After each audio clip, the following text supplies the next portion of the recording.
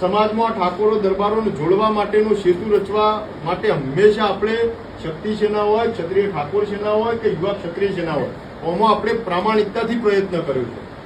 પણ એ પ્રયત્નને હવે સફળતાના શિખર સુધી લઈ જવા માટેનું કોણ ખરા અર્થમાં આવું આવ્યું. એટલા માટે જે આપણે ભવાની ધામનો કોન્સેપ્ટ મૂકતા શરૂઆતથી બધા કહેતા, લોકો હસીમ કાઢી નાખતા, ઘણા બધા તો ઠઠ્ઠા મશ્કરીઓમાં લેતા. ભવાની ધામ કોઈ નાનો સૂનો ખેલ નહીં, 100 કરોડનો પ્રોજેક્ટ છે. ભવાની ધામ એટલે ખાલી કહેવા પૂરતો, બોલવા પૂરતો થઈ નહીં જવાનું. પણ જે રીતે કળવા પટેલનું ઊંઝા ઉમિયા ધામ, લેઉવા પટેલનું કાગવડ ખોડલ ધામ, રબારી સમાજનું તરફ વાળીનાથ ધામ, ચૌધરી સમાજનું મહેસાણા અર્બુદા ધામ, ચારણ ગઢવી સમાજનું મોગલ ધામ, રબારી ભરવાડ માલધારીની વ્યાખ્યામાં આવતા દુધરેજ વડવાળા ધામ,